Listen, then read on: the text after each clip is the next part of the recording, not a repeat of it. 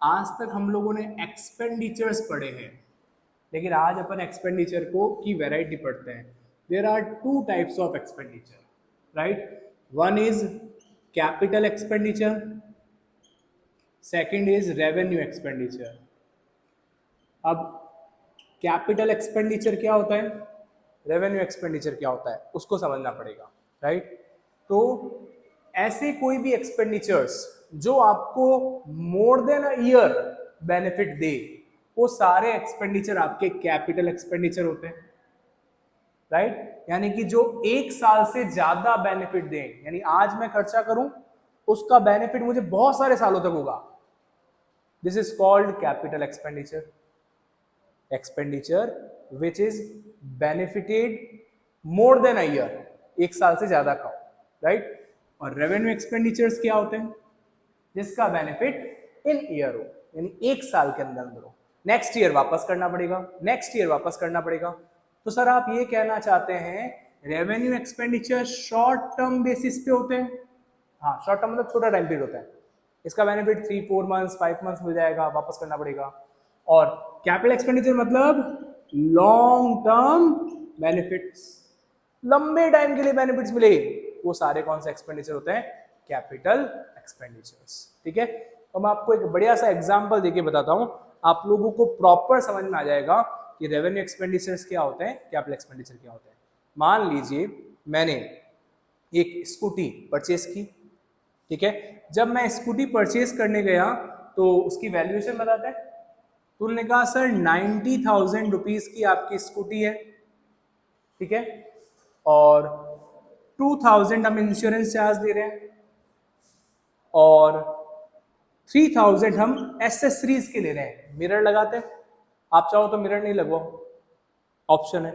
उसके अलावा एसेसरीज में स्कूटी पे क्या होता है, आपने कभी नोटिस किया तो स्कूटी की चारों तरफ स्टील की फ्रेमिंग्स होती है, प्रोटेक्ट करती है उसकी बॉडी को.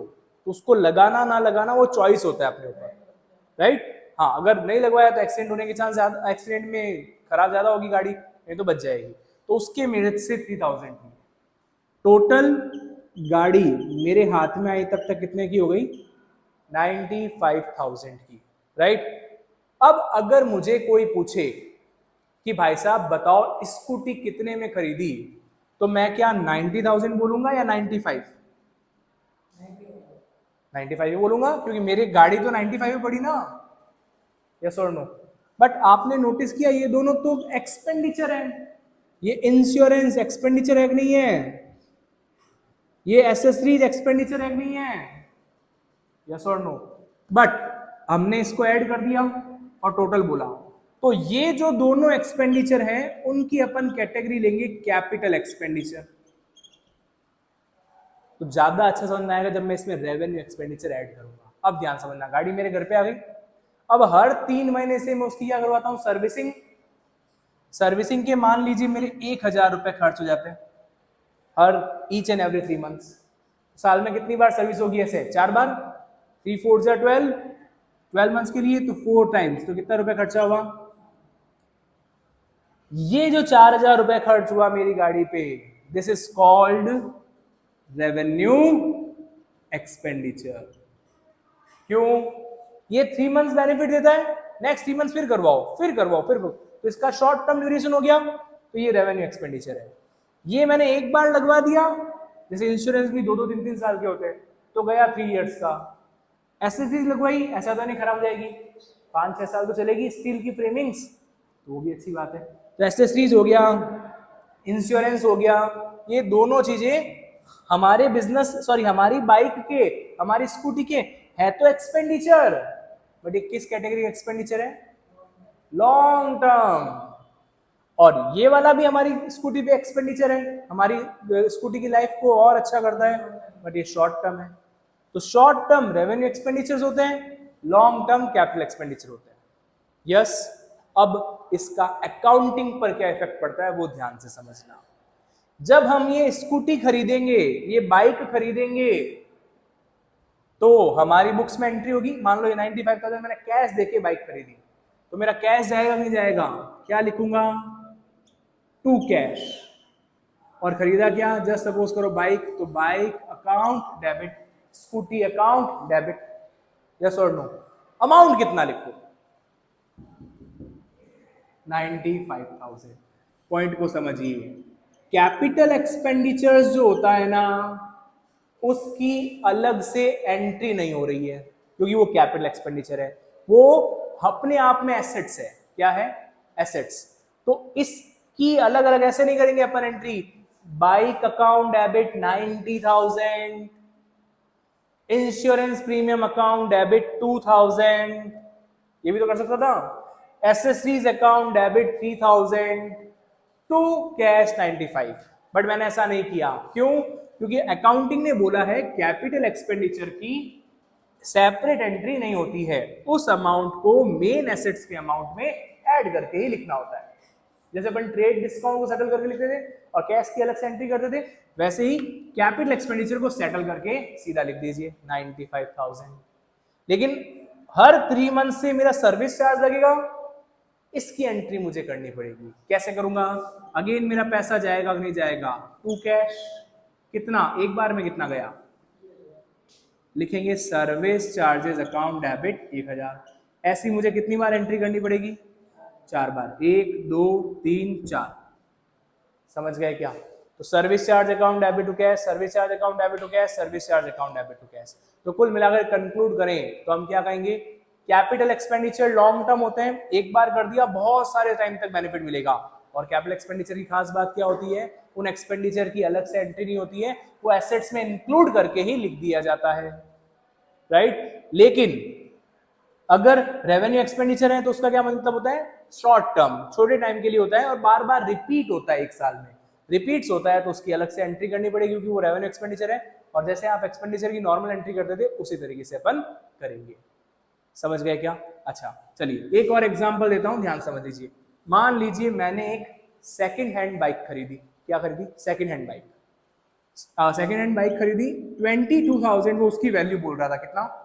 22,000।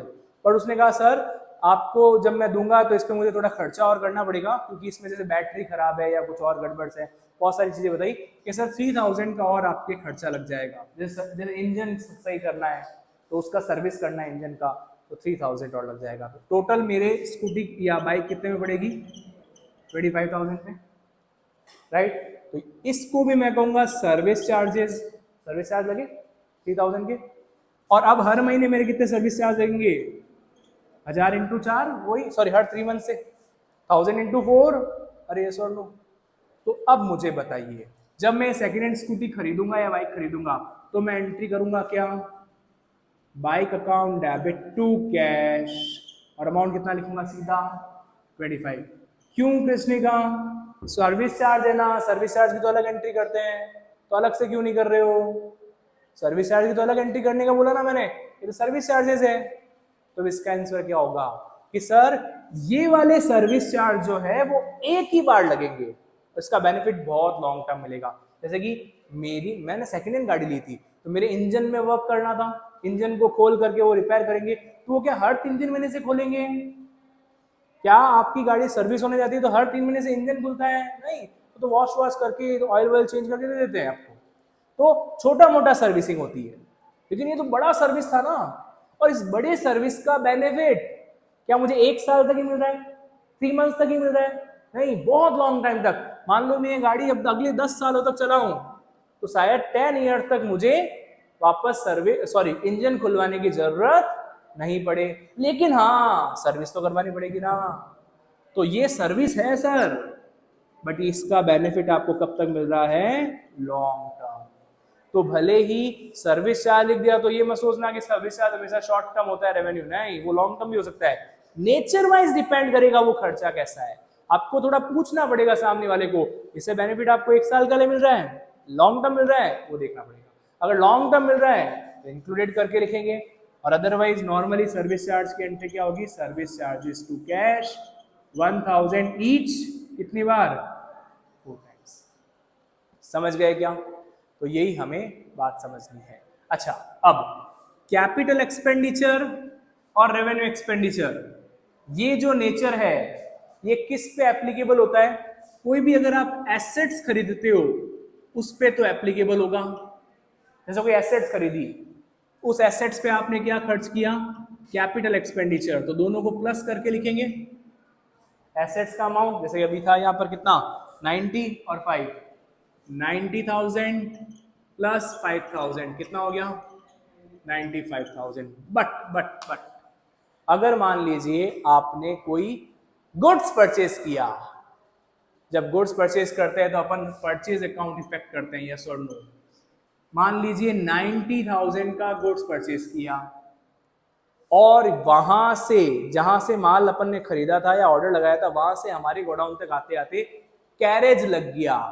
कैरेज का मतलब होता है लोडिंग चार्ज, ट्रांसपोर्टेशन चार्ज, वो लग गया। मान लीजिए कितना 5,000। तो अब क्या उसका अमाउंट इसके अंदर इंक्लूड करके लिखेंगे? अब इसको अपन इस तरीके से लिखेंगे, कैरेज अकाउंट डेबिट कितना अलग से 5,000 टू कैश 95,000। यानी मैं क्या कह रहा हूं, कैरेज और परचेज क्या एक बार खरीदोगे फिर लॉन्ग टर्म तक बेनिफिट देगी क्या? वो तो अभी खरीदा है, शायद कल ही बिक जाए वापस गुड्स, शॉर्ट टर्म एग नहीं है।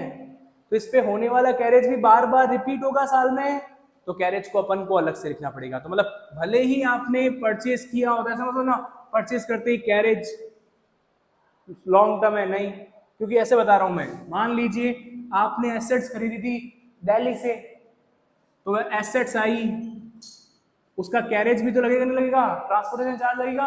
मान लो बाइक आपने ठीक दिल्ली से खरीदी, तो बाइक थी 90 की प्लस 5,000 कैपिटल एक्सपेंडिचर, नहीं 5,000 उस पर खर्चा हुआ कैरेज का, क्या हुआ खर्चा कैरेज का। अब मैं एंट्री कैसे लिखूंगा, assets account debit to cash, 95 तो गए, यस। क्या यहां पर मैं सीधा 95 लिख दूं जैसे मैंने यहां समझाया था आपको? कहां गई एंट्री, बाइक अकाउंट डेबिट के अलग अलग लिखूं?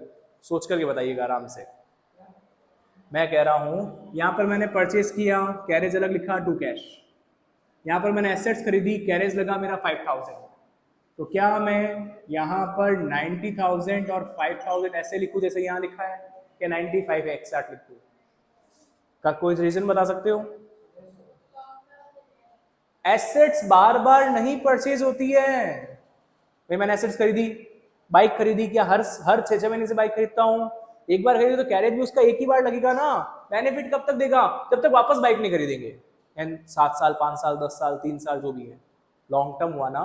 तो मेरा बस एक ही पॉइंट कहना है कि जो भी एक्सपेंडिचर्स होते हैं वो नॉर्मल परचेज होता है, उस पर तो इंडिविजुअली करते हैं अपन, लेकिन एसेट्स एक लॉन्ग टर्म होता है और लॉन्ग टर्म पर होने वाला लॉन्ग टर्म एक्सपेंडिचर इंक्लूड होता है, राइट?